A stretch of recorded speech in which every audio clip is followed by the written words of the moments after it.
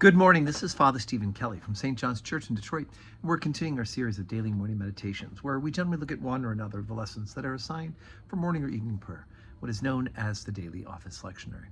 Today for Wednesday, let's take a look at the lesson that's assigned for morning prayer from the book Genesis. We haven't really done much in book Genesis. We've been telling the story of Joseph. Remember, his brothers sell him into slavery.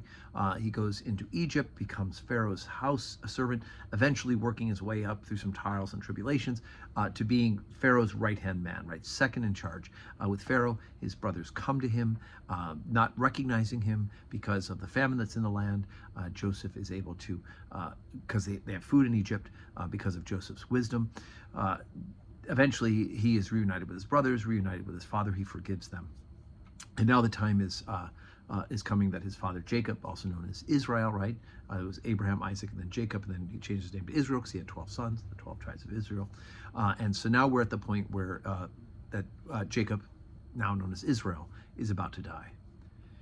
And the time drew nigh that Israel must die.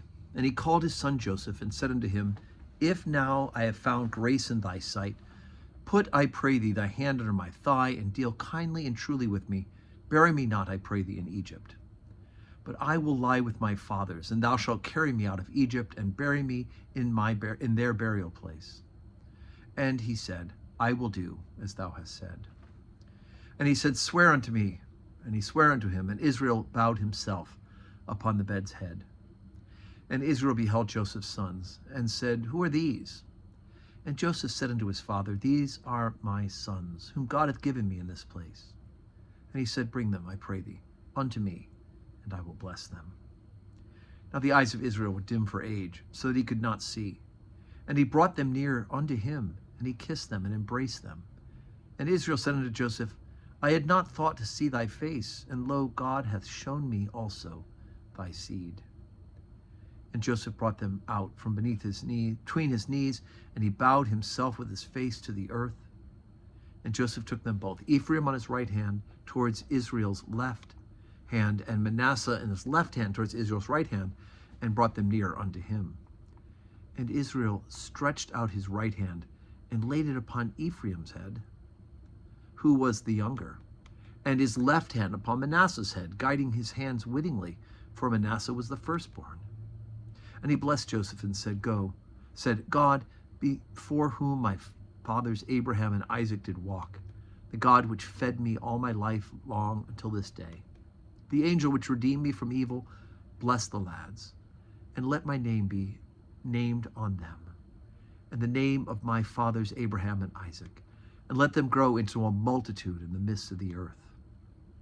And when Joseph saw that his father laid his right hand upon the head of Ephraim, it displeased him, and he held up his father's hand to remove it from Ephraim's head unto Manasseh's head. And Joseph said unto his father, Not so, my father, for this is the firstborn. Put thy right hand upon his head. And his father refused, and said, I know it, my son, I know it.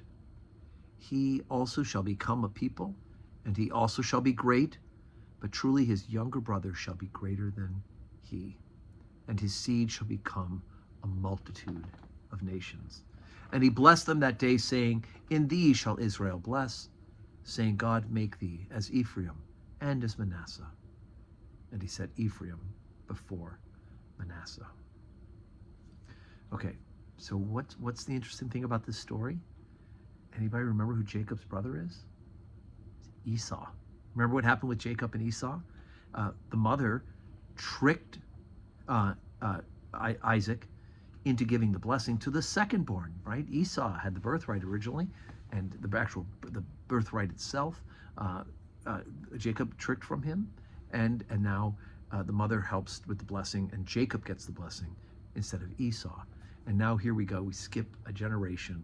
Joseph is now, as one of the youngest of the children, the youngest, Jacob is going to be the one who carries on the legacy of Abraham, Isaac, and Jacob. And now Jacob, has done the same thing. He's passed over the firstborn and blessed the secondborn. So anyway, it's kind of interesting to see these patterns as we work our way through these holy people down to the lineage of Jesus Christ.